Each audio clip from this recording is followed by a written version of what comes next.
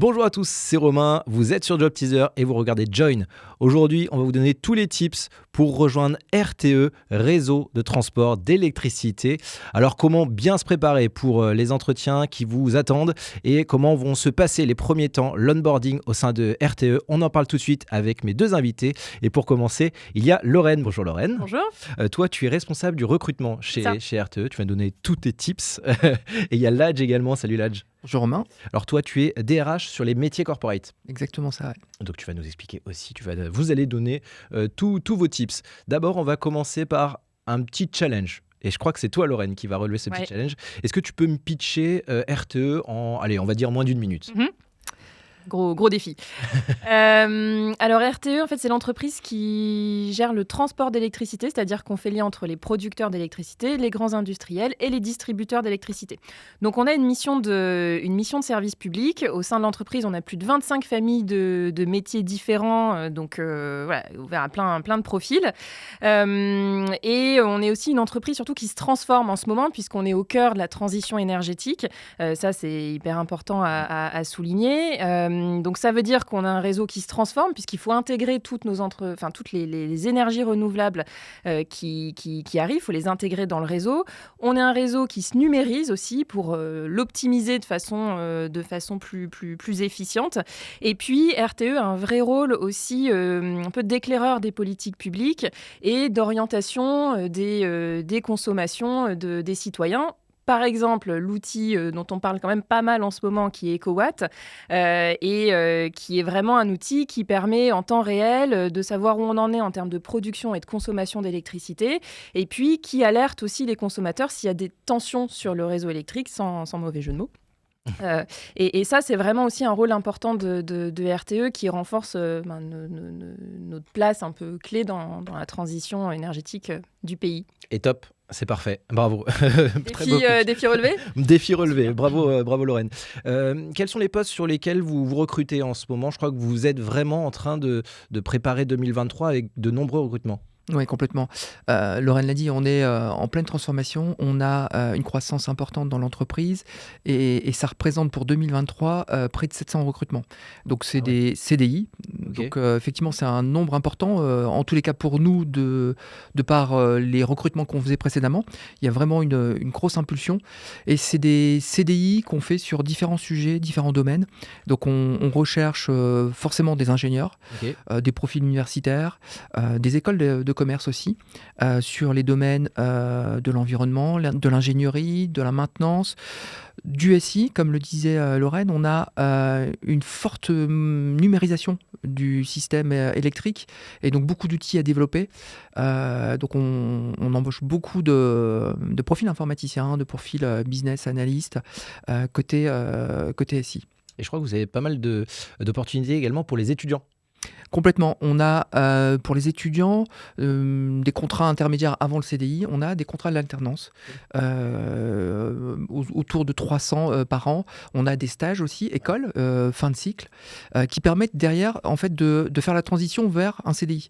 On a clairement cette transition-là qui est possible quand on rentre en alternance chez nous. C'est un moyen de se former et en même temps de rebondir directement sur un CDI. Eh bien parfait. Alors comment vous rejoindre? On va en parler. Votre process de recrutement, est-ce que tu peux me le présenter, Lorraine? Ouais, mais c'est un process qui est assez classique, alors qui peut différer entre alternance ou CDI. Ouais. Mais globalement, pour un recrutement en CDI, le premier contact, ça reste quand même le CV, puisque toutes nos offres sont accessibles sur la page RTE de Job Teaser. Et donc, on envoie un CV dans lequel on regarde si le profil et les expériences correspondent au poste que l'on cherche à pourvoir. Ensuite, après cet examen du CV, il y a souvent une première préqualification téléphonique qu'on appelle une précale, nous, dans l'équipe recrutement, où là, on va essayer de regarder si la personne a bien compris le poste. Il y a un premier échange sur la motivation autour du fait d'intégrer l'entreprise et de nous rejoindre. Okay. Et puis, on regarde un certain nombre d'éléments pratico-pratiques, la disponibilité, s'il y a une mobilité géographique. Voilà. Mobilité géographique, je crois qu'on va y revenir parce que c'est un élément assez important aussi. On va parler de développement de carrière aussi au sein d'RTE et je crois que la mobilité géographique est importante parce que je crois qu'on postule pour une mobilité, pour un endroit géographique, mais on peut on peut bouger finalement. Ouais, alors au sein de RTE, il y a des vraies possibilités de mobilité géographique puisqu'on est présent sur toute Ouais. la France. Donc ça, c'est un point important, c'est-à-dire qu'un même métier peut être exercé sur Lille, sur Nantes, sur Marseille, sur Toulouse ou sur Nancy. Mais il y a aussi une vraie mobilité fonctionnelle puisqu'on offre la possibilité au sein de l'entreprise de changer de métier, de se reformer, et ça plusieurs fois au cours d'une carrière. Donc je pense qu'on y reviendra. On y reviendra juste après. Retour sur le process. Donc après cette préqualification, il y a 2 entretiens, souvent RH et manager. Ouais, c'est ça. Après, donc il peut y avoir un premier entretien manager puis RH. Parfois, ça peut être mixé. Enfin, là, pour le coup, on s'adapte un peu en fonction du besoin du poste et des profils. Et ce qu'on va regarder, là, c'est vraiment l'adéquation d'un point de vue compétences techniques. On va rentrer un peu plus dans le détail. On va aussi donner plus d'éléments sur le quotidien de l'activité, le quotidien du poste, ce que c'est de travailler au sein de RTE tous les jours. Et puis, on va aussi regarder tout l'aspect soft skills, qu'on appelle aussi compétences comportementales, où là, au-delà des compétences techniques, c'est aussi important dans l'intégration et dans le parcours au sein de l'entreprise, quoi. La projection après au sein du groupe. Et je crois que vous avez souhaité vous adapter là, avec le contexte et tout ça aux étudiants et proposer des entretiens de recrutement en jury, c'est-à-dire faire une journée de recrutement, c'est ça? Oui, complètement. On a un grand nombre de recrutements, comme on l'a dit, une croissance importante et donc un besoin de nouveaux talents. Et dans l'intérêt que ce soit de l'entreprise ou des candidats, parce que de les faire venir plusieurs fois, et souvent quand on est en recherche d'emploi, on a des entretiens dans pas mal d'entreprises, on les fait venir une seule fois sur ce format-là de jury qui permet de concentrer les entretiens sur une seule journée et dans la foulée de voir des recruteurs, de voir des managers et derrière d'avoir une réponse rapide. Ouais. Donc de se projeter donc forcément plus rapidement. On parle de combien de jours au global si on fait le process long? Bon, il est autour d'une vingtaine de jours. C'est quand même un process qui est assez rapide finalement. Et je crois même que les managers et tout ça sont formés chez vous pour essayer d'être le plus rapide possible dans leur retour. En tout cas. Ouais. Ok. On y travaille fortement au quotidien avec les équipes recrutement, avec les managers. Ouais. Bon, et ben maintenant, moi, ce que je vais vous demander, c'est du concret. Voilà, qu'est-ce que vous allez aller chercher auprès des candidats? Peut-être qu'on va pouvoir déjà parler du CV. Premièrement, Céline le disait, c'est le premier point de contact avec l'entreprise. Et je crois que là, toi, tu as une théorie là-dessus, c'est vraiment essayer d'initier une conversation pour plus tard, pour l'entretien RH. Le CV, c'est la pièce maîtresse du premier contact, forcément. Et à partir du CV, en fait, on crée ce lien de discussion autour forcément des compétences techniques et du parcours académique du talent. Et derrière, on essaie de découvrir ces talents qui sont plutôt autour des compétences comportementales. Ouais. Et par ses expériences, par son parcours, même si il a très peu d'expérience en sortant d'école, on essaie de challenger ces compétences comportementales. Ouais. Donc voilà, c'est d'abord un échange. Ok, qu'est-ce que tu vas chercher toi sur le CV, Lorraine? On va essayer déjà de voir en termes de formation si c'est cohérent. Alors, il y a plein de formations qui existent et l'idée, c'est que voilà, il y a un lien avec le poste qu'on cherche à pourvoir. On va aussi essayer de regarder, comme l'a dit Ladj, s'il y a des premières expériences aussi, est-ce qu'elles sont cohérentes avec l'emploi qu'on propose. Et puis, moi, si j'ai un petit tips aussi à donner, c'est pour les personnes qui nous regardent, d'essayer de mettre en avant dans leur CV les points clés qui sont aussi mentionnés dans l'annonce. Il y a parfois, on ne fait pas forcément ce lien-là et c'est quand même important puisque le CV, c'est la première vitrine et donc ça, c'est aussi un point qui... Est-ce qu'on personnalise le CV en fonction de l'offre à laquelle on postule? Moi, je pense qu'il faut plutôt personnaliser, effectivement, parce que... Ok. Ça marche. L'entreprise est différente en fonction de là où on va la chercher, quoi. Ok, on a parlé du CV, maintenant parlons de l'entretien RH. Et là, c'est ce que disait tout à l'heure Lorraine, je crois que c'est aussi ce que tu penses toi, c'est l'idée de cet entretien RH, c'est arriver à projeter un candidat, mais pas que sur le poste finalement, dans le groupe en général, quoi. Oui, exactement. Enfin, l'entreprise, c'est 9000 salariés, c'est 200 sites en France et c'est une multitude de possibilités. Donc, sur la multitude de possibilités, on a des parcours qui peuvent être vraiment diversifiés. On peut arriver avec une formation technique et se retrouver dans des métiers tertiaires. du RH ou autre chose. Je crois que c'est ton exemple. C'est exactement mon exemple. On y reviendra. Plutôt technique et effectivement parti sur des métiers plutôt corporate et tertiaires. Et donc ce parcours, il est important pour nous. Cet aspect parcours et projection sur un parcours, elle est importante à RTE parce que en règle générale, quand on prend quelqu'un en CDI chez nous, il se projette sur plusieurs années et on fait en règle générale une carrière à RTE. Donc voilà, on regarde la projection possible d'un candidat, d'un talent sur un parcours dans différents emplois et peut-être aussi sur différentes régions. Et toi, qu'est-ce que tu vas chercher, Lorraine, concrètement dans tes entretiens RH? Parce que je rappelle, on est avec deux personnes des ressources humaines. Qu'est-ce que toi, tu vas chercher concrètement pendant tes entretiens? Nous, on va vraiment essayer de percevoir les soft skills dont parlait Ladj. Et ça, comment est-ce qu'on va les chercher? On interroge les candidats sur les situations qu'ils ont pu rencontrer, les situations de travail dans lesquelles ils ont été. Et donc ça, c'est important aussi quand on prépare son entretien de bien identifier ces situations-là qu'on veut mettre en avant de façon assez précise et concrète. Et sortir de j'ai toujours fait comme ça ou j'ai jamais fait comme ça, mais de donner ces éléments précis et concrets. C'est comme ça qu'on regarde aussi ses compétences comportementales. Ok, et après, il y a une deuxième partie, effectivement, avec des managers, peut-être un peu plus opérationnels, où là, on va aller chercher un peu plus les compétences techniques. Comment ça se passe? Qu'est-ce qu'on va aller chercher concrètement? Sur les compétences techniques, on a forcément des profils plutôt ingénieurs, formation universitaire, qu'on vient récupérer par rapport aux métiers qui sont en grand nombre techniques. Mais pour autant, derrière, on vient aussi chercher sa capacité à faire autre chose. Donc, c'est des profils techniques, mais on ne vient pas chercher spécifiquement que cet aspect-là. On s'est formé à RTE et donc on peut arriver avec un profil technique pour faire d'autres choses par rapport à sa spécialité initiale. L'entretien, juste pour compléter, l'entretien manager, c'est aussi l'occasion pour le candidat d'échanger avec son futur manager et de voir vraiment ce que sera l'activité au quotidien, comment ça s'organise, comment ça se passe avec le manager, avec l'équipe. Et donc, c'est l'occasion de se mettre d'accord un peu sur ce que l'entreprise propose et de vérifier que ça correspond à ce que le candidat recherche, quoi, et inversement. Donc, Bon, du coup, pour que les étudiants se projettent et se préparent au mieux, est-ce qu'il y a des petits tests quand même techniques? Tu parlais pas forcément de validation d'acquis, mais quand même, est-ce qu'il y a des petits tests techniques? Oui. Des petites mises en situation, des choses comme ça? Exactement. On a plusieurs types d'entretiens et on a une forme d'entretien qui est les mises en situation.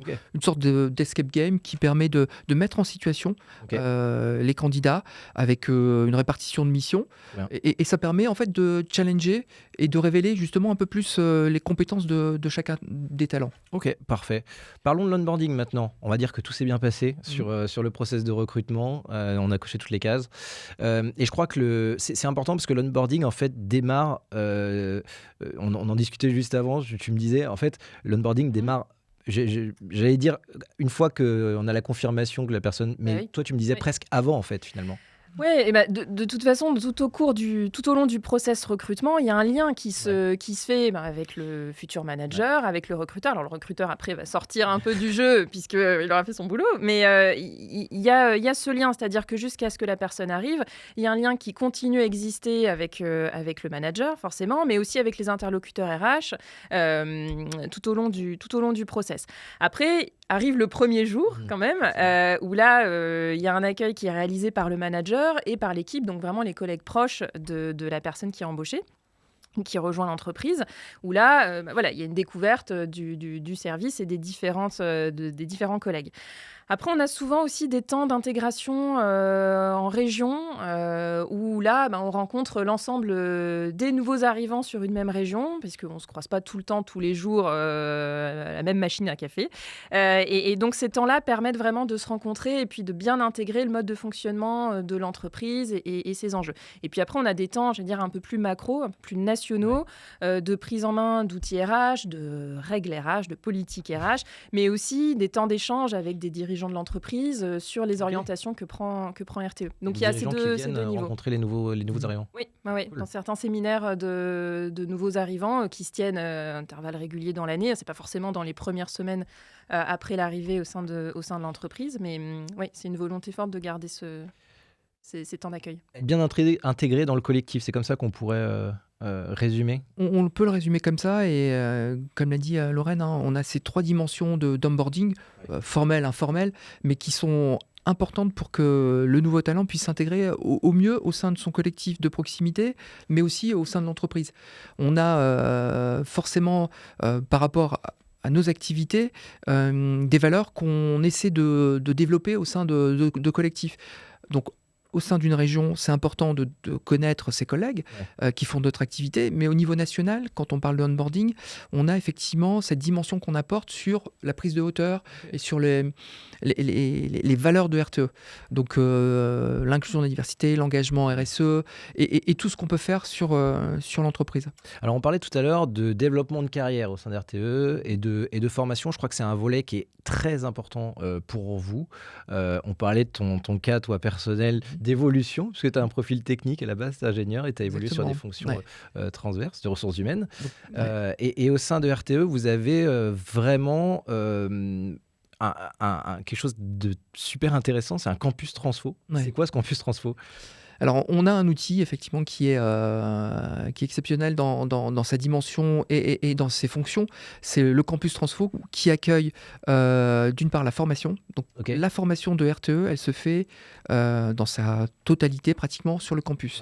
C'est un site sur Lyon qui accueille pratiquement tous les salariés de l'entreprise dans un moment de leur carrière. Donc forcément, au début de carrière, un nouveau talent, il passe par le campus pour se former. C'est un outil puissant. C'est aussi un outil qui permet d'être une vitrine pour RTE. C'est un pôle d'excellence technique. En fait, on a des plateformes qui sont en fait les répliques du réseau, mais c'est aussi l'endroit où on fait les plateformes de demain, où on vient tester le réseau de demain. Et donc ça, c'est important parce que ça crée aussi du lien avec le monde académique, le monde industriel, où on a beaucoup de liens avec des industriels et aussi le monde universitaire. Donc voilà, le campus, c'est un lieu, on va dire, où converge. Un passage obligatoire, que ce soit pour les nouveaux arrivants, mais pour tous les employés. Je crois les nouveaux et les anciens, on croise les différentes générations. Ouais, je crois qu'il y a 45 heures, je crois, de mémoire par personne, enfin par employé et par an. Ouais, la formation, elle est importante pour RTE. Et effectivement, on met à disposition des outils, on met à disposition de la formation. Quand on arrive, c'est ce que tu disais tout à l'heure, on peut avoir un parcours diversifié et on peut l'avoir parce qu'on a une formation qui est robuste, et qui permet... N'ayez pas peur, même si vous n'arrivez pas forcément dans une formation, je sais pas, je dirais classique, mais le mot est bête, mais classique, parce que vous avez la possibilité derrière d'être formé au sein d'RTE. Et tu l'as dit, j'ai un parcours plutôt technique de formation, et dans l'entreprise, j'ai pu commencer forcément par un métier d'ingénieur d'études classique, pour après voguer vers d'autres activités qui étaient très très éloignées de mon profil initial. Et ce qui est cool aussi, c'est qu'au sein d'RTE, on parlait de développement aussi personnel, on peut proposer plein d'idées avec une plateforme qui s'appelle Ginov. Exactement, ouais. On met l'innovation aussi à une place importante, parce qu'on l'a dit tout à l'heure, il faut être audacieux et il faut innover. On est clairement dans une transition énergétique, mais une transition de transformation, où forcément la transformation renvoie à de l'innovation.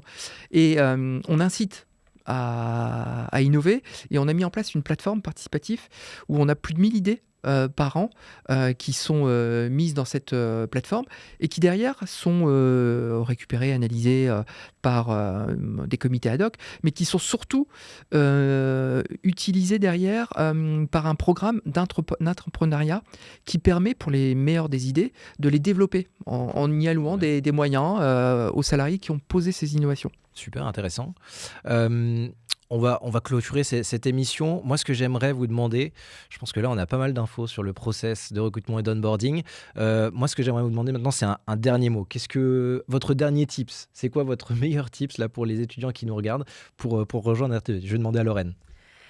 Je dirais que le plus important, c'est vraiment d'être engagé, impliqué dès ses premiers jours au sein de l'entreprise, de ne pas hésiter à être curieux aussi, d'aller à la rencontre de ses collègues, de s'intéresser à ce qui se fait ailleurs, dans le service d'à côté ou l'étage d'en dessous. Et puis, de ne pas avoir peur aussi de faire son rapport d'étonnement et de ne pas hésiter à le formaliser, en parler, parce que c'est toute la richesse d'intégrer une entreprise en ayant vu d'autres choses ailleurs ou sans être complètement formaté encore par nos modes de fonctionnement et donc d'utiliser cette fraîcheur et de la partager autour de soi, quoi. Ladj. Un peu comme Lorraine, de l'engagement forcément, de l'investissement sur ces activités-là, mais aussi rester soi-même. Moi, je pense que c'est important d'être authentique dans la relation et dans la relation au travail et d'être audacieux. Donc, on l'a évoqué, hein, l'innovation, c'est important. Et le fait d'être audacieux, d'innover, ça permet aussi de s'intégrer aussi plus facilement et de proposer des choses qui permettront à RTE, dans son quotidien, dans son équipe, d'apporter un plus. Parfait, merci beaucoup. Merci Lorraine, merci Ladj. Merci C'est à vous Romain. tous de nous avoir suivis. J'espère que ça vous aura intéressé, ça vous aura donné des tips pour postuler, être armé pour décrocher votre CDI, hein, pourquoi pas, chez RTE. Si vous souhaitez en savoir plus, comme disait tout à l'heure Lorraine, rendez-vous sur la page de RTE, sur Job Teaser évidemment. Quant à nous, on se retrouve rapidement pour un nouveau numéro de Join, évidemment, sur Job Teaser. Bye bye.